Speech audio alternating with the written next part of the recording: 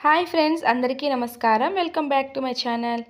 శ్రీ కేదారేశ్వర గౌరీ వ్రతం దీపావళి అమావాస్య రోజు జరుపుకున్న, కార్తీక పౌర్ణమి రోజు జరుపుకున్నా సరే, లెక్క నోము ఉన్నవాళ్ళు, రాశి నోము ఉన్నవాళ్ళు జరుపుకునే పూజా విధానాన్ని ఈ వీడియోలో తెలియజేయబోతున్నాను. కార్తీక పౌర్ణమి రోజు ఆటంకం ఉన్నట్లయితే గనక కార్తీక సోమవారాలు కూడా కేదారేశ్వర గౌరీ వ్రతాన్ని జరుపుకోవచ్చు.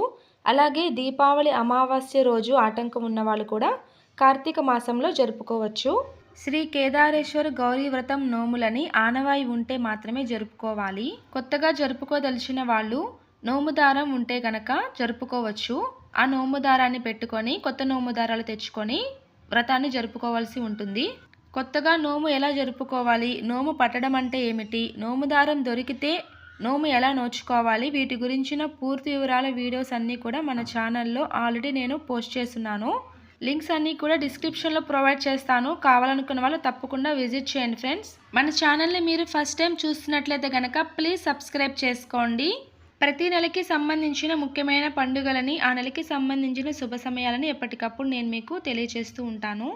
అమావాస్య నోములు, పౌర్ణమి నోములు, వీటి గురించి వివరంగా తెలియజేస్తున్నాను. కేదారేశ్వర గౌరీ వ్రతం రాశి నోము, లెక్క నోము మొట్టమొదటగా ప్రారంభించేవారు తప్పకుండా వారి ఇంటి పేరు మీద, అంటే సర్నేమ్ ఉంటుంది కదా, మీ పేరు మీద నోము మొదలు పెట్టుకునే వాళ్ళు పంతులు గారిని అలాగే లేదా సిద్ధాంతి గారిని అడిగి నోము ఏర్పాటు చేసుకోవాలి. అమావాస్య దీపావళి రోజు ఉదయాన్నే లేచి స్నానాది కార్యాలు ముగించుకొని ఇల్లు వాకిలు శుభ్రపరచుకొని ఒక్క పొద్దు తప్పనిసరిగా ఉండాలి. ఇదే విధంగా కార్తీక పౌర్ణమికి నోచుకునే వాళ్ళు కూడా తప్పకుండా ఈ విధంగానే పాటించాలి.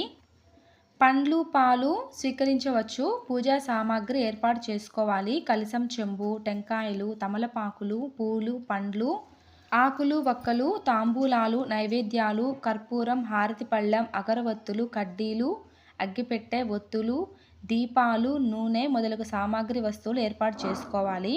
తర్వాత ముఖ్యంగా మర్రి ఆకులు, మర్రి ఊడలు తప్పనిసరిగా వ్రతంలో పెట్టవలసి ఉంటుంది.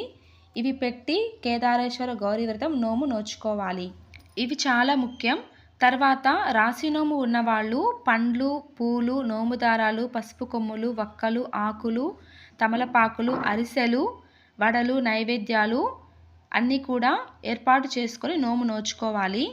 లెక్క నోము ఉన్నవాళ్ళు మాత్రం 21 లెక్క ప్రకారంగా పండ్లు, పసుపు కొమ్ములు, తమలపాకులు, వక్కలు, అరిసెలు, వడలు, నోముదారాలు అన్నీ కూడా 21 లెక్క ప్రకారంగా పెట్టుకోవాలి. నైవేద్యాలకి మాత్రం లెక్క ఉండదు. 21 అని ఎందుకు అని మీకు సందేహం వస్తుంది కదా. కేదారేశ్వర గౌరీ వ్రతం కథా పురాణంలో చెప్పబడిన వ్రత రహస్యం. 21 మార్లు ఈ నోముని ఆపకుండా నోచుకున్నట్లయితే ఆ ఇంట సిరి సంపదలకి, ధనధాన్యాలకి, అష్టైశ్వర్యాలకి అస్సలు లోటు ఉండదని స్వయంగా పరమశివుడు పార్వతీదేవికి చెప్పిన వ్రత కథ పురాణంలో ఉంది. 21 మార్లు ఆపకుండా ఈ వ్రతాన్ని చేస్తాం గనక ఇది పెద్ద నోముగా పిలువబడుతుంది.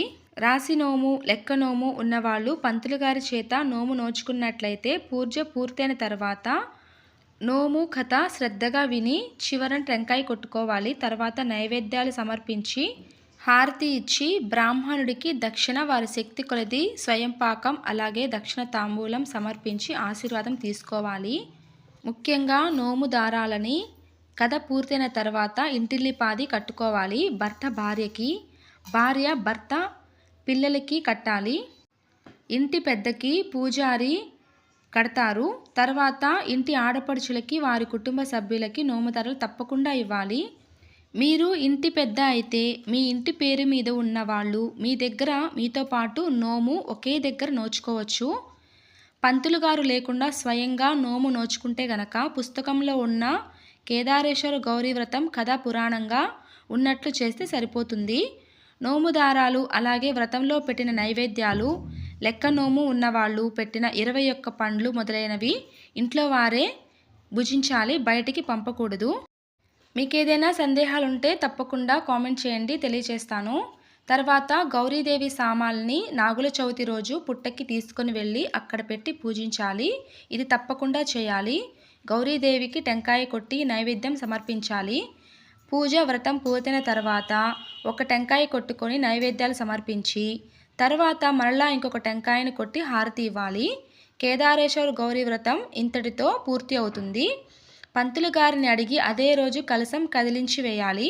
తర్వాత రోజు కలశం కింద బియ్యం పొంగలి వండి నైవేద్యం పెట్టి కలశం టెంకాయని పీచు తీసి టెంకాయ కొట్టి హారతి ఇవ్వాలి. పూజా సామాగ్రి కొనే టైంలో బ్రాహ్మణుల దగ్గర వెళ్ళి కనుక కేదారేశ్వర గౌరీ వ్రత పూజా సామాన్లు అని అడిగితే మొత్తం మనకి ప్యాకింగ్ ఇచ్చేస్తారు. దీంట్లోనే మనకి గౌరీదేవి సామాన్లు కూడా వచ్చేస్తాయి.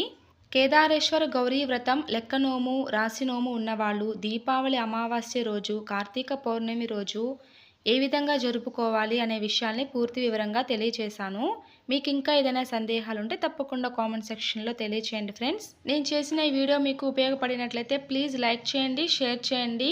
మన ఛానల్ని ఫస్ట్ టైం విజిట్ చేస్తున్నట్లయితే ప్లీజ్ సబ్స్క్రైబ్ చేసుకోండి. పక్కనే ఉన్న బెల్ ఐకాన్ని ప్రెస్ చేయండి. నేను చేసే ప్రతి వీడియో ఫస్ట్ మీరు చూడొచ్చు. మీ వాల్యుబుల్ అభిప్రాయాల్ని మీకు ఏదైనా సందేహాలను తప్పకుండా కామెంట్ చేయండి. నేను మీ Jyotsna Balasubramaniam. Thanks for watching.